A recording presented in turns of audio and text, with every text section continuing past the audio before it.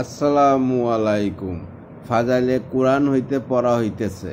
হযরত মুআয জওয়ানি রাদিয়াল্লাহু তাআলা বলেন, হুজুর পাক সাল্লাল্লাহু আলাইহি ওয়াসাল্লাম ফরমায়েছেন, যে ব্যক্তি কুরআন শরীফ পড়ে ও উহার উপর আমল করে, তার মাতা পিতাকে কিয়ামতের দিন এমন একটি নূরের টুপি পরানো হইবে, যার জ্যোতি সূর্যের জ্যোতি হইতে অধিক হইবে। যদি এই সূর্য তোমাদের ঘরের মধ্যে উদিত হইত, অতএব যে স্বয়ং কোরআনের উপর আমল করে তার সম্পর্কে তোমাদের কি ধারণা হইতে পারে? আবু দাউদ। ফায়দা: কুরআনে পাক পড়া ও উহার ওপর আমল করার বরকত এই যে, কারীর মাতা পিতাকে এমন তাজ পরানো হইবে, যার আলোক সূর্য হইতে বহু গুণে উজ্জ্বল। যদি সেই সূর্য তোমাদের ঘরের মধ্যে হয়, অর্থাৎ সূর্য কোটি কোটি মাইল দূরে থাকিয়াও এত অধিক আলো দান করিতেছে, যদি উহা ঘরের মধ্যে আসিয়া পড়ে, নিশ্চয়ই বহুগুণ বেশি আলো দান করিবে। অথবা কোরআন পণ্যওয়ালার মাতা পিতাকে যে উজ্জ্বল জ্যোতির্ময় তাজ পরানো হইবে, উহার জ্যোতি সেই ঘরে উদিত সূর্যের চাইতে অধিকতর হইবে। পিতামাতার যখন এত বড় সম্মান, তখন চিন্তা করিবার বিষয় যে স্বয়ং তেলাওয়াত ও আমল কর্নেওয়ালারা কত বড় সম্মানের অধিকারী হইবে। পিতামাতার উক্ত মর্যাদা এই জন্য যে, তারাই সন্তানের জন্ম ও শিক্ষার একমাত্র কারণ। সূর্য ঘরে হওয়া সম্বন্ধে যে উপমা দেওয়া হইয়াছে, উহাতে নৌকাটের দরুন অধিক আলো অনুভূত হওয়া ছাড়াও আরও একটি সূক্ষ্ম বস্তুর দিকে ইঙ্গিত রহিয়াছে। উহা এই যে, কোনো বস্তু নিকটে থাকিলে তাহার সহিত ভালোবাসা জন্মে। সূর্য যখন দূর হইতে নিকট আসিবে, তাহার সহিত ভালোবাসা হইয়া সে আপনজনে পরিণত হইবে। এখানে আরও একটি ইঙ্গিত এই যে, সূর্যের দ্বারা যদিও সকলেই উপকৃত হয়, কিন্তু উহা যদি কাউকে বকশিস করিয়া দেওয়া হয়, তবে তাহার জন্য উহা কতই না গৌরবের বস্তু হইবে। হাদিস শরীফে আরও বর্ণিত আছে, যে ব্যক্তি কুরআন শরীফ পড়ে ও তদ অনুযায়ী আমল করে, তাহাকে নূরের তৈরি একটি তাজ পরাইয়া দেওয়া হইবে, এবং তার মাতা পিতাকেও নূরের তৈরি দুইটি জোড়া পরাইয়া দেওয়া হইবে। তারা আরজ করিবে, এ আল্লাহ, এই জোড়াসমূহ কিসের বদলে?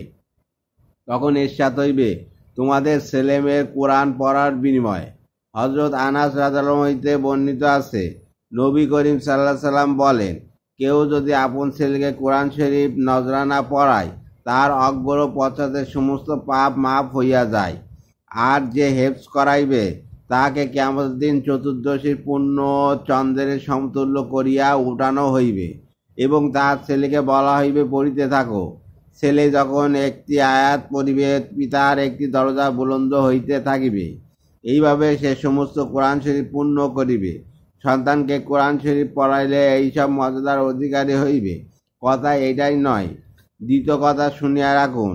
আল্লাহ না করুক, আপনি যদি ছেলেকে 2-4 পয়সার লোভে ধর্মীয় শিক্ষা হইতে বঞ্চিত রাখেন, তবে যে চিরস্থায়ী পূর্ণ হইতে আপনি বঞ্চিত রইলেন, শুধু তাই নয়, বরং আল্লাহ পাকের সঙ্গীন আদালতে তা আপনাকে রীতিমতো হিসাব দিতে হইবে।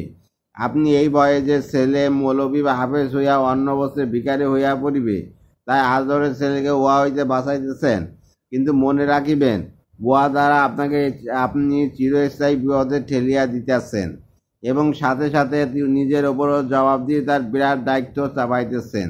হাদিসে বর্ণিত আছে, তোমরা প্রত্যেকেই এক একজন রক্ষক, প্রত্যেকে আপন রক্ষণাবেক্ষণের ব্যাপারে জিজ্ঞাসিত হইবে। ওই সমস্ত দোষ ত্রুটি হইতে আপনি নিজেরকে এবং সন্তানকে রক্ষা করিতে যত্নবান হন। কিন্তু মনে রাখিবেন, উকুনের ভয়ে কাপড় না পরিয়া উলঙ্গ থাকা কোনো বুদ্ধিমানের কাজ নয়। তবে কাপড়কে পরিষ্কার রাখিবার চেষ্টা করুন। মোট কথা, আপনি যদি সন্তানকে উপযুক্ত দিনদারি ও শিক্ষাদান করেন, তবে নিজের জবাবদিহিতার কোনো আশঙ্কা তো রইল না, বরং যতদিন সন্তান নেক আমল করিবে ও আপনার জন্য দোয়া ইস্তেগফার করিবে, তবে ওই সমস্ত আপনার পদমর্যাদা বর্ধিত করিবে। কিন্তু যদি সামান্য পার্থিব লোভ লালসায় পড়িয়া ছেলেকে ধর্মজ্ঞান হইতে বঞ্চিত রাখিলেন, তবে যে শুধু নিজ কৃতকর্মের প্রতিফল ভোগ করিবেন তাই নয়, বরং ছেলের যাবতীয় অন্যায় আচরণের একটি ফিরিস্তিতে আপনার আমলনামা লিপিবদ্ধ হইতে থাকিবে। আল্লাহর দিকে চাইয়া আপনার অবস্থার উপর একটু সচেতন হন। নশ্বর এই দুনিয়া যে কোনো অবস্থায় চলিয়া যাইবে। মৃত্যু যে কোনো মহাবিপদের পরিসমাপ্তি ঘটাইবে, কিন্তু আখিরাতে সেই মহা মুসিবতের পর আর মৃত্যু আসিবে না, উহার কোনো পরিসীমা নাই। আল্লাহ হাফেজ।